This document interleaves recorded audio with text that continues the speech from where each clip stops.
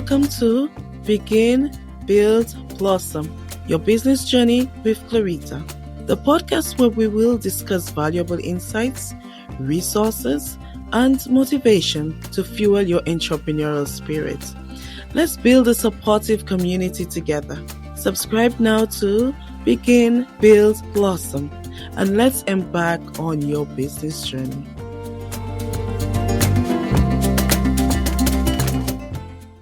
Good day. Safiya Paul, our guest from our last episode, has been gracious enough to spend some additional time with us so we can just dig a little further into some of the things that she spoke about. I'm sure you're thinking, oh my gosh, I wish I had learned some more about automation and some of the other things that she mentioned. So, this is our opportunity to learn some more. Thank you so much for joining us again, Safiya. For sure. All right. So, Safia, you talked a little bit about the gig economy in St. Lucia and the Internet of Things and helping to build out the technology infrastructure back home. Can you tell us a little bit more about that? Okay, so I guess what I meant by that is when we looked at our landscape at home, there are no, I mean, okay, I think there was like one or two other apps that were surfacing or we were hearing about. But compared to what we're used to in the US, where every single thing, there's an app you can download and get pretty much do things on your own without asking, that was not a thing here. And so that's why it was very important to bring Allez, which is like an Uber, so that it gives persons in our community an opportunity to make additional income, to participate in the gig economy and do those side hustles that can, if sometimes eventually replace the main thing, right?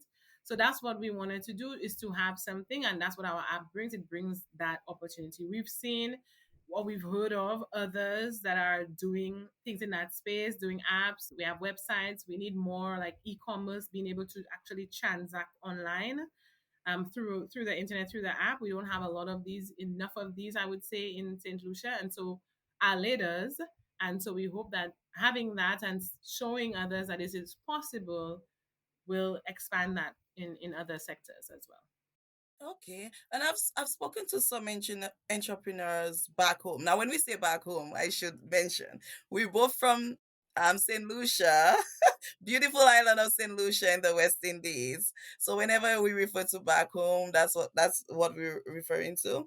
So I've spoken to some people who have businesses in Saint Lucia, and they've mentioned that even being able to accept payment from the US is something that's so difficult, and they're trying to figure out ways to do that. So it sounds like Ali has figured out some of that or working on that. Can you touch on that? So the thing is, there is something called a gateway. And unfortunately, our gateways that are available in the Caribbean, actually, none of them worked with Allez.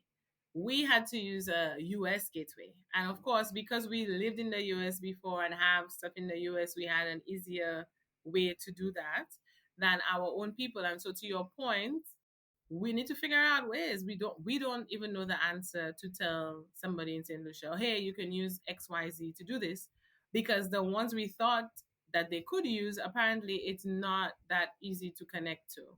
So that's something we have to advocate for as well. We're working on the business, wanted to build itself or whatever, have its own, making its own money to be able to actually implement things like that.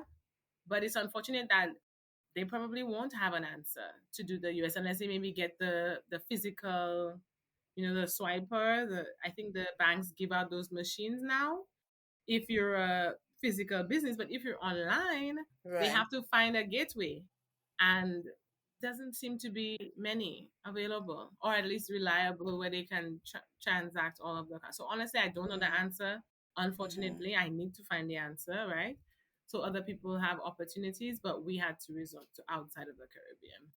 Oh, okay. Yeah, because if we want with e-commerce and all of that, that's so much potential for people to be able to do stuff from St. Lucia, but have customers, clients all over the world. So I hope that's something they work on. And I hope the banks are doing that. I would think that that's the bank's business to do, because I remember even when we try, because one thing about us is everything that we have, even if we do have some international work, our aim is always to use somebody local or in the region. Mhm.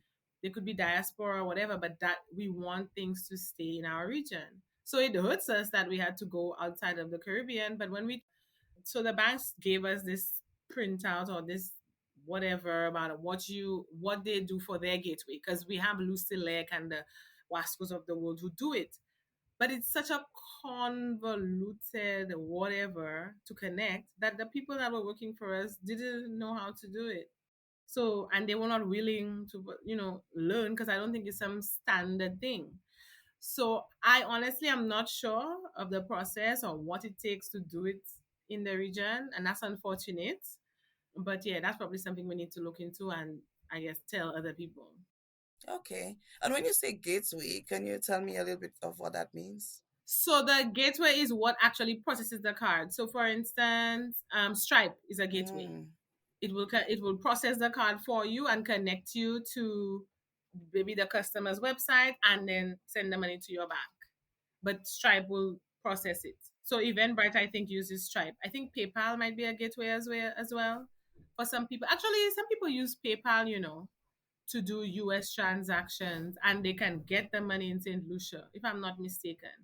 So PayPal might be an area that people can use to do transactions. And I'm not sure that they can swipe a card, but they can, get the money transferred to them. Okay. In the US, I've heard other business people use that and they're St. Lucia. They're not Right. getting it in a US bank. They're getting it in St. Lucia. So PayPal is one. Yeah, so that's what a gateway is really. The processor of the card. Yeah. Okay. And a new one, I don't know if it's a gateway. I don't know which category it falls in, but Mm-hmm. there is this company called Wise, WISE, and that's one where I know you can send money to somebody else's account, business account, I think. Can you process a card? But that's the thing. I don't know if you can process a card. I've used it because I do have someone I work with in India to edit the podcast. So that's a new. At first, we use PayPal, but PayPal is very expensive.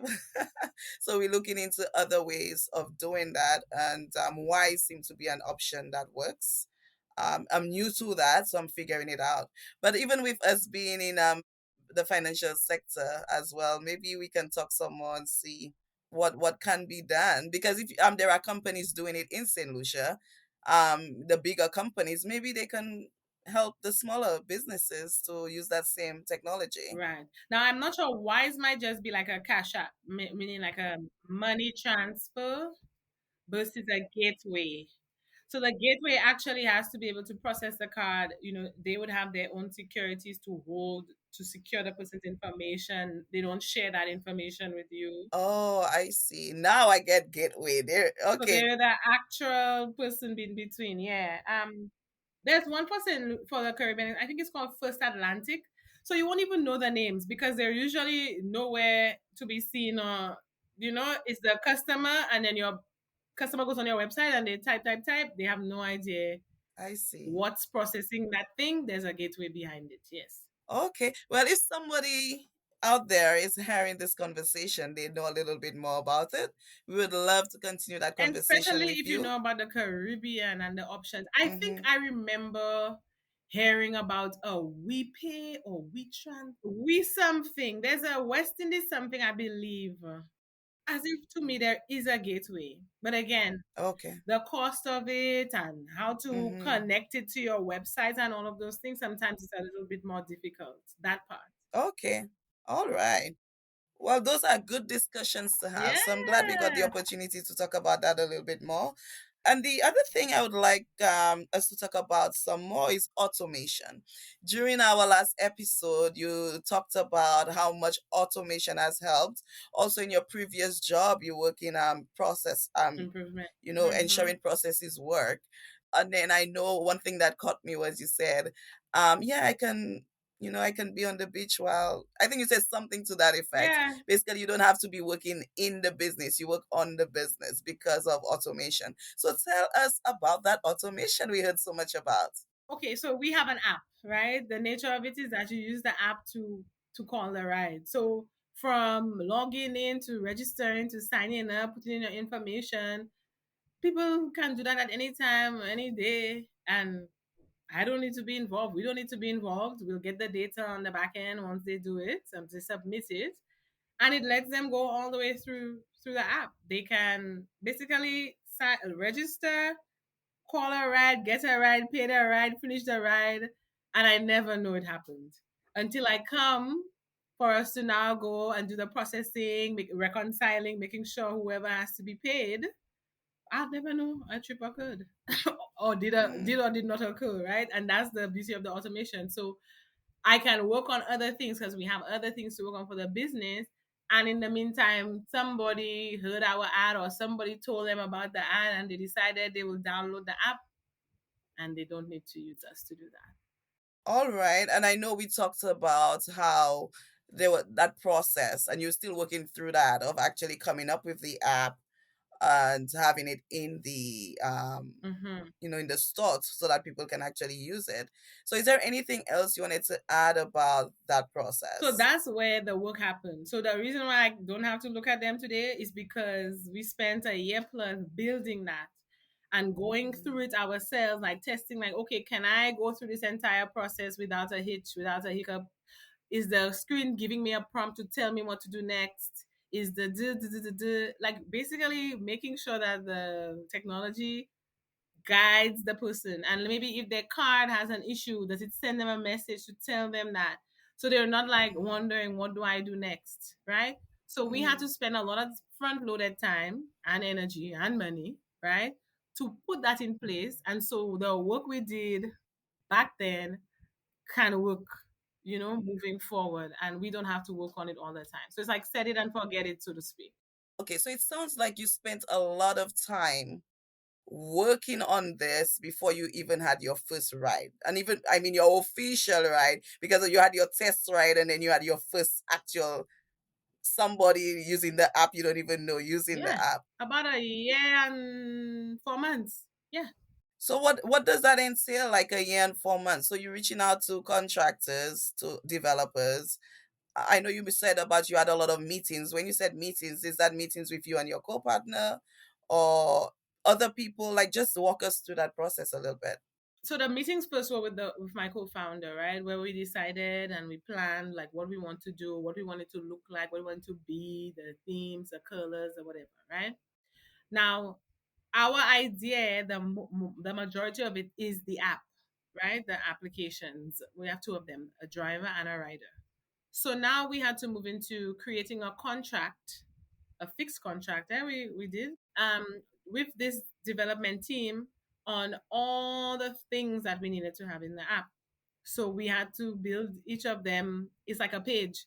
So the login screen is its own thing that has to be created and coded and connected to there, connected to AWS, connected in the back. You know, like it's a machine. A lot of things are connected. So now we have to take that process. There's a testing phase, right? We have the development dev environment instead of production. Production is when you go live, but there's a dev environment.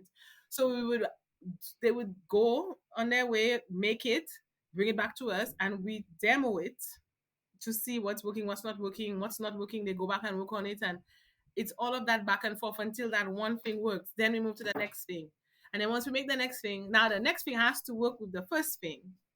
And where it doesn't work, we have to fix the linkage. Then we move on. Then we move on. Then we move on. So it's a bunch of pages. So if you have a chance, you should download the app and look through. You'll I see. have the app. Oh, you have it, great. I So do, yeah. you see all the different menu items. These are literally their own page that has to be created, sometimes customized, because we didn't want to use something off the shelf. And what I mean off the shelf is you can actually go on certain sites and you can download a ride sharing basic app, right? And build from there. But Mhm, instead, we wanted to do it from scratch, right? Maybe that was not the smartest decision, but whatever. That's mhm, what we did at the time, right?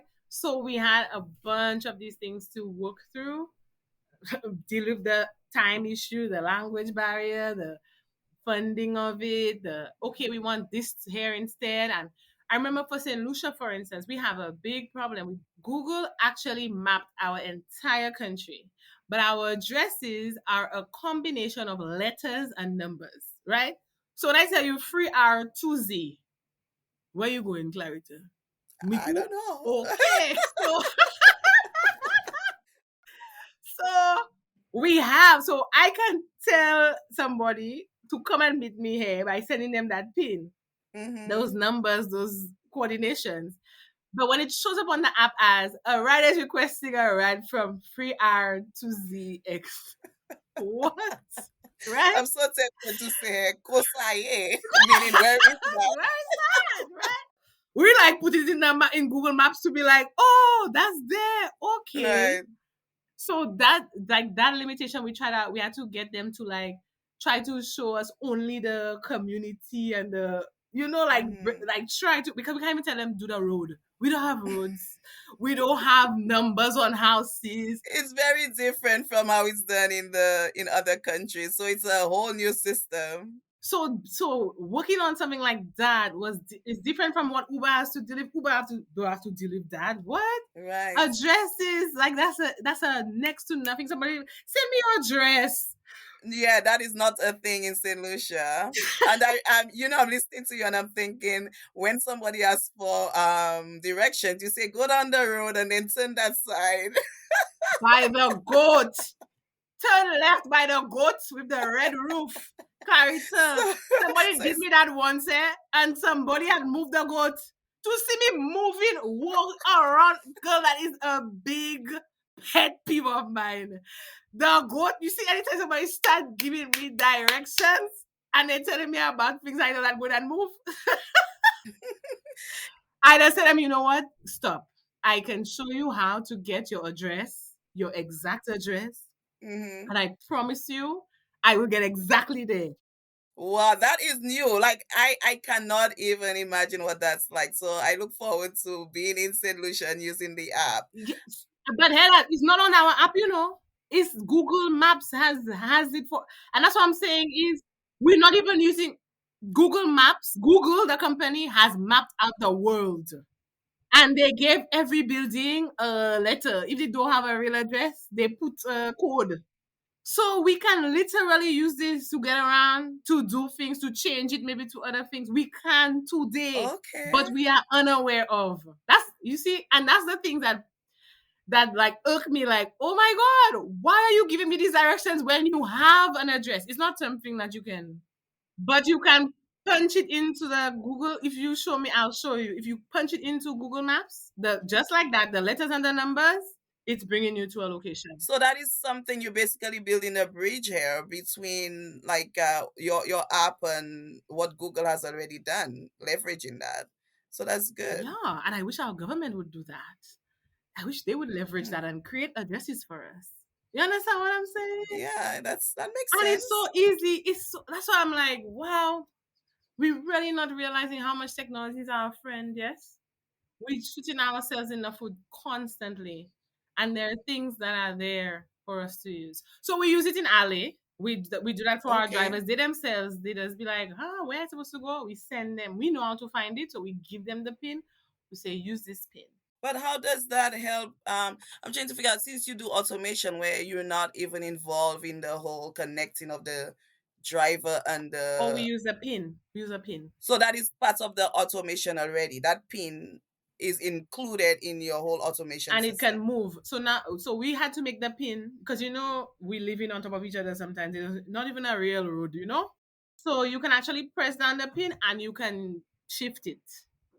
So now Oh the wow. driver will get that weird combination thing maybe. So we have to tell him put it in Google so you can see exactly where that is. Oh. He could also just follow the map, but some of them they think they know everywhere in St. Lucia. Where is it? Just tell me where I know. Well, even in New York, where they're like they know an easier way to get there, so that happens. But I think we touch also on culture, like cultural differences. So I'm really glad that you the one doing this, a Saint Lucian. You can be able to communicate all of that effectively. You can use. I love even in your ads. I see how you use. The kind of we communicate a lot through music and dance. So I could see all of that very much integrated in your Yes, business and the culture that you're creating. that's important to us to keep our culture, and that's what. And we said it too. We like Uber or Lyft or whatever. Our country is too small for them. they won't make that much money. So their interest is not in us. Their interest is to make money. So we have to be interested in ourselves. Actually, I'm not even making money from Ali right now. Quite frankly, the money that we've spent, we make money, but it's, to put back into the business to build it is not to recoup the things that I have already spent. That's why I say use other people's money, because now I need Mm-hmm. my money. It's locked into LA. You understand?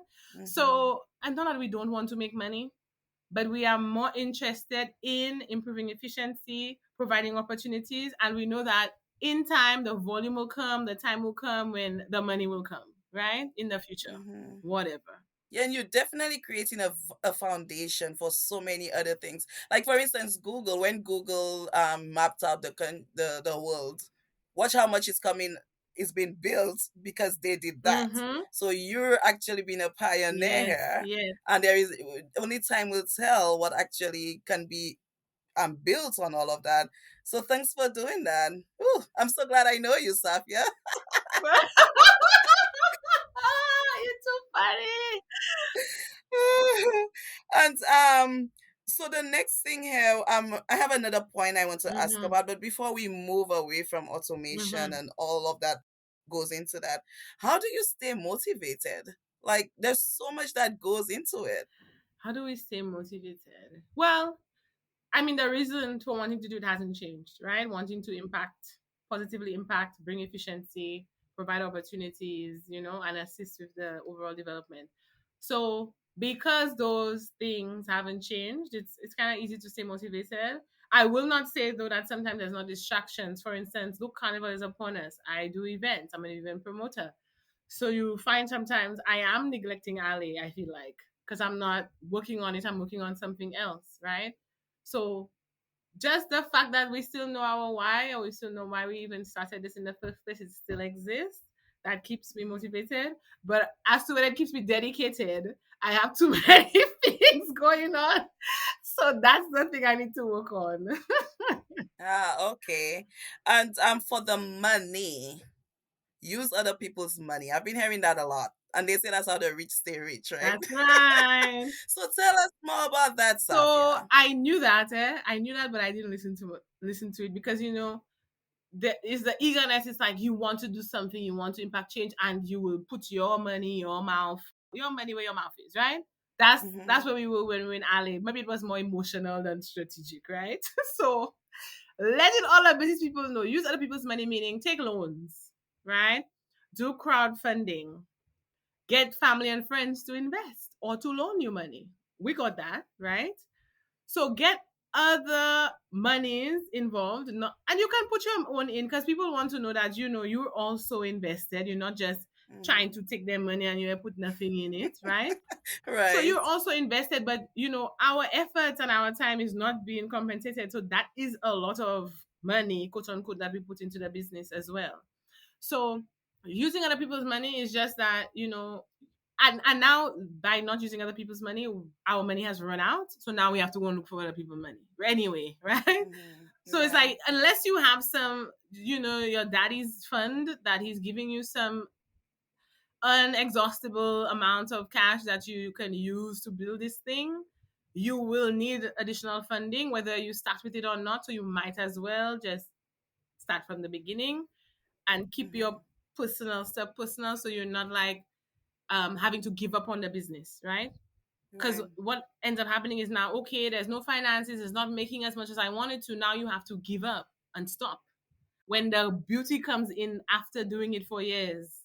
So that's why it's like use other people's money, but it's not in callously like, oh, just go and take other people's money and spend it. Of course, you taking other people's money, give them back with interest where you can. If it's a bank, they not allow you not to give them interest, right? So you will have to give back the money, but at least you're not exhausting yourself fully because you're already exhausting your mental, your physical, your everything, Mm-hmm. that you have nothing to pull from for yourself, Mm-hmm. and then you end up giving up. So it's like give yourself a chance not to give up. Because now you have other people that you have to pay. You cannot just give up. Right? You have more strings on the line holding you. Because if it's just you, you say, I'll go back to work and I'll make the money back. You can Right. slowly cave into the thing, But if you run in Mm-hmm. a big business, you now have several people you have to answer to. You cannot just run. So you will have to stick it out. Right. And I'm thinking for someone who's just starting, that also takes away that limitation where I don't have the money so I can get started. So if they change their mindset to, let me go out there and really sell that dream to somebody and help, they can help me. And Yes. there's motivation there too, like you said. So that's a good way of looking at it. Because when you make the money now, you can give them returns. So it's a win-win for everybody. But if you know you're not really serious about this is not a serious business, Hmm. don't involve people in your thing, in your Right. margin. Don't involve people in no um trial by TV. I'm talking about, this is a big thing. You committed, you Hmm. decided, because the decision is important. You've decided you're going to go with this to the long haul. That means you Hmm. require substantial amount of cash. You need to Hmm. find financing, find Hmm. investors, find grants. Grants are the ones I want to find the most. Grants. Anybody Hmm. who loves us out there, grant us some money. Right, right. Because I was actually going to touch on the fact that the banks, like when you first starting, the banks will not willingly give you, like, loan you Oh money. no. So yeah, grants will definitely be one of the ways to The go. banks have failed us. Period. In the Caribbean, period. And next off, they do not understand or see technology because this is new, unfortunately, in the Caribbean. Mm, We listen to me. Like every time I think about India, I think I said this in our last interview. Every time I think about India, I'm like, why isn't the Caribbean a little India? Just in the sense of why aren't we the ones people are coming to code their mm, stuff or to do their websites? Because we were in the right mm, time zone for the US and even England, right? We were in a good time zone. We speak good English. It's not you're not going to get complicated when you speak to us. You will understand. We are very intelligent, beyond intelligent. And a lot of us don't have opportunities to leave. So we can stay right there and do the technology in our house, right here, right now. We can do it with internet yeah. connection. So yeah, because there are advantages to in India, and we present our unique advantages as well. And I think there are opportunities to be able to use either or both.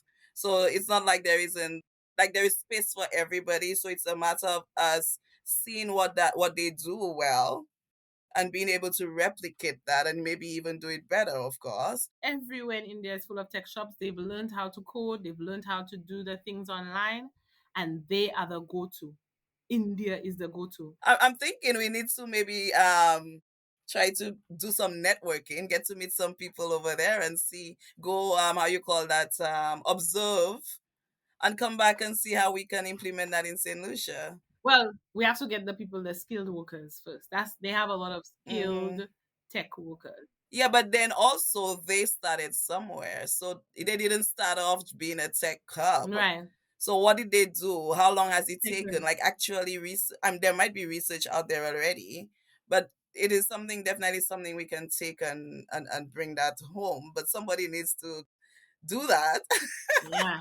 And that's always the struggle, right? Is if the government is not going to do it, it would be great if somebody else. Yeah, I wish I had the money. If I had the money, girlfriend, it would be a done deal immediately. And those are some of the discussions, though, I want us to have. Like the fact that we're even talking about it, maybe there is somebody out there who's like, maybe I can do that Yeah, please do it. We need to do it. and get the groundwork started on that. So definitely.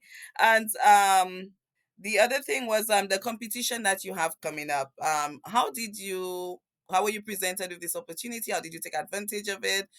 What should other entrepreneurs out there be doing to be able to be aware of such opportunities? So there's a lot of opportunities. I feel like there's so many we haven't even tapped into. So this one came through the OECS desk. So OECS had they released some communication about applying for this. They had a press release, and they were advertising that they have this program coming up Advertise through what mediums? through their platforms like their Facebook. Ah, okay. So you have to be tapped into those resources. Yeah, or you can just go to their website. It's on their website. They have a bunch of them on their website. They have ongoing programs. I can't remember what made us. tap into that one. Maybe they said something about tech and innovation because it's Mhm. not often. These days, a lot of things go with the green, the climate stuff. Mhm.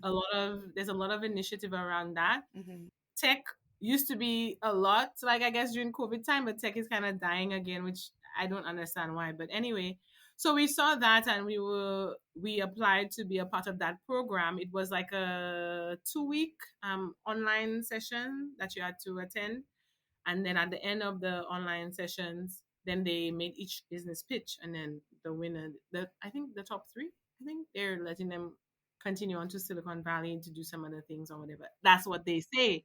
Now we're waiting for it to actually materialize. So we probably have to go and punch some doors and say, hey, OECS, remember, don't forget. We have Yeah. to hold them accountable Oh, because they for maybe sure. move on already to something Well, else. let's hope that's not the case because that is an amazing opportunity, and I really hope Yes, you get to yes, go through that. And it reminds yes. me of when we talk about getting people started from a young age. Listening to you reminded me of junior achievement. So that Mm, I was part of that program in high school and college where they basically help you find out more about your entrepreneurial spirit. And so opportunities like that, even from a young age, and even now that you're part of mm-hmm. a business and you're still able to get those opportunities, I think that's so valuable. So Yes. yeah, that's great. And the last thing I want to focus on is the business part. Like when you decided you were going to start the business, in terms of the business structure, the steps that you took, who you spoke to, especially a business as new as yours, in terms of technology in St. Lucia, that there must have been hurdles to go through to be able to do all of this. So maybe if you can touch on that a little bit. So I would say the good thing is that both Melissa, my co-founder, and I have, I guess, helped businesses move from, if it's not inception, all the way through. And sometimes if they're established businesses, we still have to like dig their guts and help them fix it. So we had a lot of experiences in businesses and how they should run, what should be there, the controls, so we just use basically our resources, the internet. Google was our friend, is our friend still. We didn't have Chat GPT specifically then. It probably was around, but we didn't know about it. But we just leveraged a lot of things online, did a lot of discussions with ourselves. I can't recall us in terms of the business planning and those things. I can't recall us having to necessarily go outside of ourselves much, but we did use the internet a lot. We used our own knowledge, the internet. I'm trying, like, there's templates online, there's different things, YouTube. We did our own learning really to get to Okay. the point, and then once we got like to actually go into the getting registered in St. Lucia and stuff like that nature, then we had to go through the government and stuff of that nature. But Okay. it wasn't like I wouldn't say it was hard per se. It's just more so sometimes, like for instance, when we had to incorporate the business, we unfortunately got sucked into the thought that we were a small business, right? Because everybody is a small business in St. Lucia, and they made us waste our time, register to be a small business when we told them upfront that we wanted to be an LLC. I don't think we have LLC type of structure in the Caribbean, but they call it incorporation or something. But we knew that we wanted it to be limited, like how we know from the US, Mhm. but we had to translate that to St. Lucia. But anytime somebody comes to form a business, if you're not a foreigner or if you're not a little light skin, they believe that you're starting a small business. Mm. So we ended up paying to start a small business and realizing that this is not providing the coverage that we want because we do not want to be our name. It is Allez. We are separate from the business. Like Mhm. we knew, like we learned in school. Like why can't we be separate? Mhm. Then they're like, oh, you were supposed to incorporate. I feel like in the US, there's like you can go online and you can do it yourself. Mhm. Home, however, like you make a lot of mistakes if you don't ask somebody. And that was a challenge because we want to be self-sufficient. We want to just do things independently, but it's not set up that way. And that's a problem. That's why they say that it's hard to do business home. The ease of business is difficult because from the paperwork to the banking is you have to talk to somebody, Mhm. and then they end up doing the whole if I know you I help you. That Mhm. causes issues. It slows down things. It doesn't let the market be open to everybody wanting an opportunity. So that was one of the things that creating the pitch decks, the whatever. That's what we didn't call it as work. Like that's normal work, like our projects, So for us, that was not hard. It was actually getting into the business.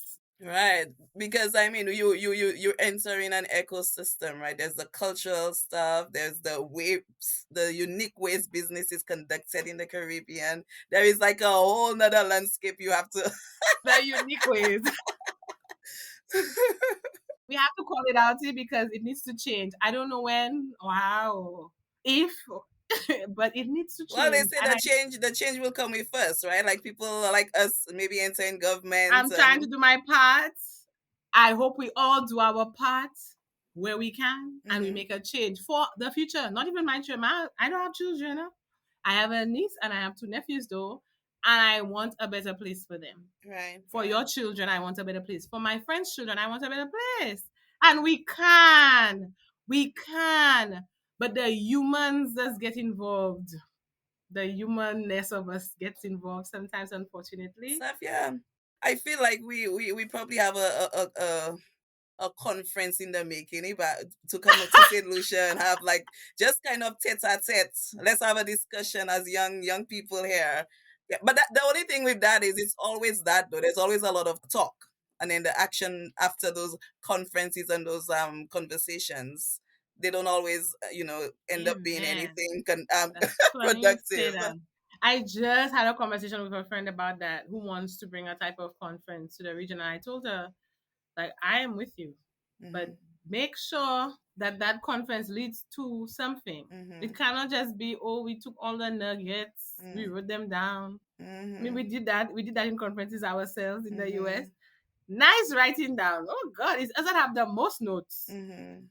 But where is the action? The hope is there are people like you, people like me, and that whole network that we have. So I believe that something can be done. So let's continue to have those conversations. And I remember earlier you said your friend and yourself, your co-founder, you had a lot of conversations, and one day you decided this is it. So I think that can happen here too. So let's keep that going. Okay, well, thank you so much. You've been so generous with your time.